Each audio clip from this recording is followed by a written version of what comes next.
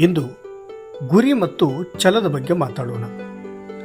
ಜೀವನ ಅಂದರೆ ಕೇವಲ ಬದುಕೋದಲ್ಲ, ಒಂದು ಉದ್ದೇಶಕ್ಕಾಗಿ ಬದುಕೋದು. ಪ್ರತಿಯೊಬ್ಬರ ಕಣ್ಣಲ್ಲೂ ಒಂದು ಕನಸಿರುತ್ತೆ. ಆದರೆ ಆ ಕನಸನ್ನು ನನಸು ಮಾಡೋ ಶಕ್ತಿ ಇರೋದು ಕೇವಲ ಇಬ್ಬರ ಹತ್ತಿರ ಮಾತ್ರ. ಒಬ್ಬ ಗುರಿ ಇಟ್ಟುಕೊಂಡವನು, ಇನ್ನೊಬ್ಬ ಆ ಗುರಿಗಾಗಿ ಛಲ ತೊಟ್ಟವನು. ಗುರಿ ತಲುಪುವ ದಾರಿ ಅಷ್ಟು ಸುಲಭವಾಗಿರುವುದಿಲ್ಲ. ಹಾದಿಯಲ್ಲಿ ಅವಮಾನಗಳು ಸಿಗಬಹುದು, ಸೋಲುಗಳು ಎದುರಾಗಬಹುದು. ಜನ ನಿನ್ನ ಕೈಯಲ್ಲಿ ಆಗಲ್ಲ ಅಂದಾಗ, ನಿನ್ನ ಮನಸ್ಸು ಸುಸ್ತಾದಾಗ ನಿನಗೆ ಸಾಥ್ ಕೊಡೋದು ನಿನ್ನ ಒಳಗಿರುವ ಛಲ ಮಾತ್ರ. ಸೋಲನ್ನು ಒಪ್ಪಿಕೊಳ್ಳೋದು ಸುಲಭ, ಆದರೆ ಸೋಲನ್ನು ಸೋಲಿಸೋದು ಕಷ್ಟ. ನಿನ್ನ ಗುರಿ ನಿನಗೆ ಸ್ಪಷ್ಟವಾಗಿದ್ದರೆ ಜಗತ್ತಿನ ಯಾವ ಶಕ್ತಿಯೂ ನಿನ್ನನ್ನು ತಡೆಯಲಾರದು.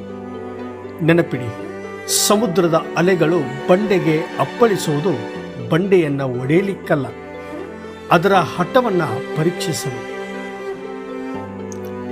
ಛಲ ಬಿಡದ ವಿಕ್ರಮನಂತೆ ಪ್ರಯತ್ನಿಸಿದರೆ ಯಶಸ್ಸು ನಿನ್ನ ಪಾದದ ಹತ್ತಿರ ಬಂದೇ ಬರುತ್ತದೆ. ಅಂದು ನಿನ್ನನ್ನು ನೋಡಿ ನಕ್ಕವರು ಇಂದು ನಿನ್ನ ಸಾಧನೆ ನೋಡಿ ಚಪ್ಪಾಳೆ ತಟ್ಟಲೇಬೇಕು. ಇದು ಕೇವಲ ಗೆಲುವಲ್ಲ, ನಿನ್ನ ಛಲಕ್ಕೆ ಸಿಕ್ಕ ಗೌರವ. ಹಾಗಾದರೆ ನಿಮ್ಮ ಗುರಿ ಏನು? ನಿಮ್ಮಲ್ಲಿ ಆ ಛಲ ಇದೆಯಾ? ಹಿಂದೆ ನಿರ್ಧರಿಸಿ, ಹಿಂದೆ ಹೆಜ್ಜೆ ಇಡಿ.